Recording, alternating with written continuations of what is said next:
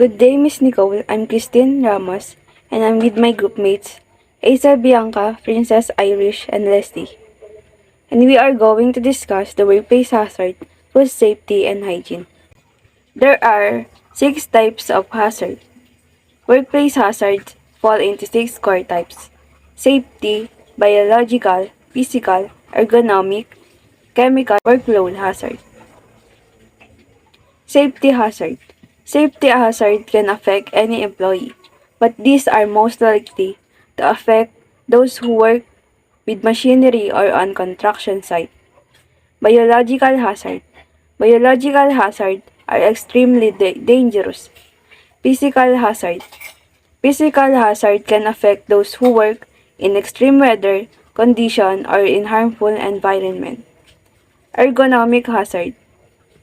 Ergonomic hazard affect individuals whose work puts a strain on their body. Chemical hazard. Chemical hazard mainly threaten employees who expose them to dangerous liquids, solvents, or flammable gases. Workload hazard.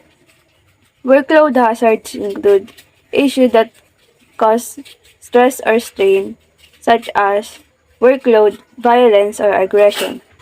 Tackling workplace hazard. It is important for employees to understand the issue surrounding risk and hazard at work. Key topics to understand include: why is health and safety important in the workplace? Legislation and workplace health and safety. Who is responsible for workplace health and safety? Health and safety risk assessment. Dynamic risk assessment. Health and safety policies and procedures. How important is health and safety training? Why is health and safety important in the workplace? Health and safety in the workplace is important so that everyone who comes in contact with your business remains safe. The history of workplace safe has shown that if we don't prioritize staff well-being, the consequence can be significant. Legislation on workplace health and safety. It is also important that employees' responsibilities for health and safety at work are understood, as both employers and the staff have responsibilities when it comes to creating a safe working environment.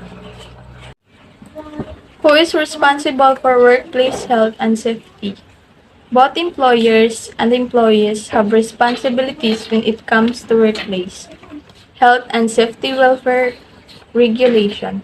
The law states that it is the duty of every employer to ensure, so far as is reasonably practicable, the health, safety, welfare at work of all employees.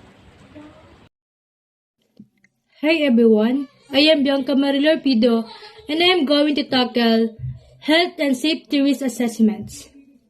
Health and safety assessments form a key part of risk management in the workplace, helping you to identify workplace hazards, the types of hazards, and how you can mitigate them, and can differ from lone workers. And now, we're going to tackle dynamic risk assessments. What is dynamic risk assessments? Dynamic risk assessments are risk assessments that are done on the spot to help employees spot and reduce workplace hazards. And now, health and safety policies and procedures.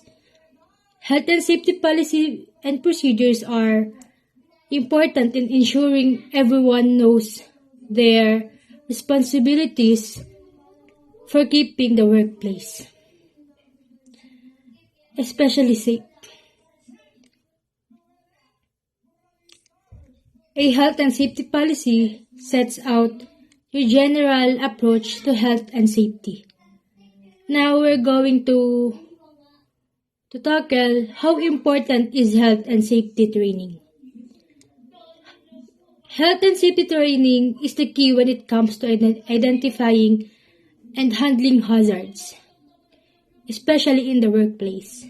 Effective training can be broad in scope, but also needs to cover the right approach to the hazards encountered in a specific work situation. Thank you. Princess Captain Valina and I will tell you about food safety. Food safety is routines in the preparation, handling, and storage of food meant to prevent food-borne illness and injury. Importance of food safety. We need to learn food safety because it is important to protect consumers from the risk of foodborne illness and health risks related to common allergies, viruses, and foodborne outbreaks. We need to learn how to prepare, clean, and sanitize cooking equipment, and importantly, to clean the kitchen.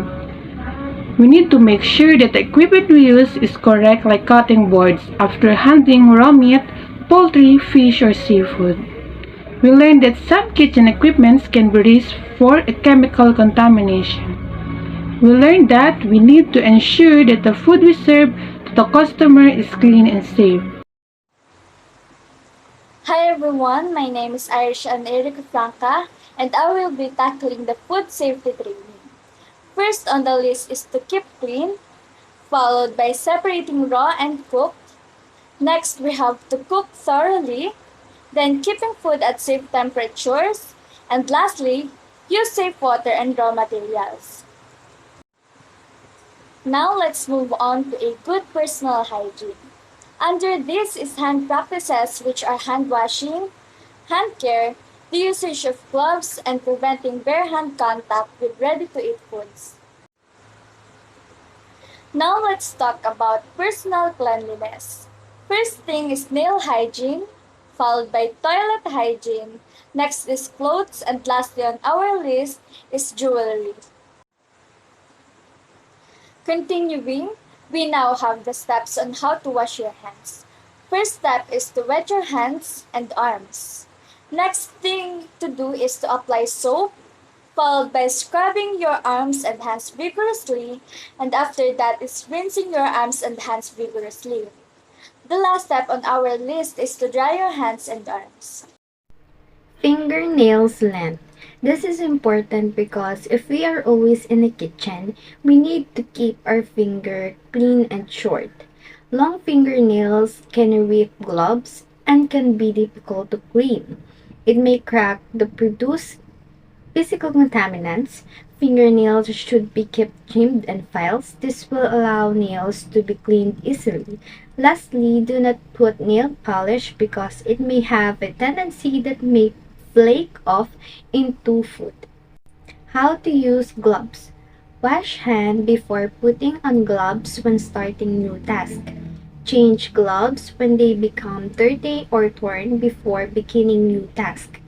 Never blow into gloves. Always put your gloves into the right bin.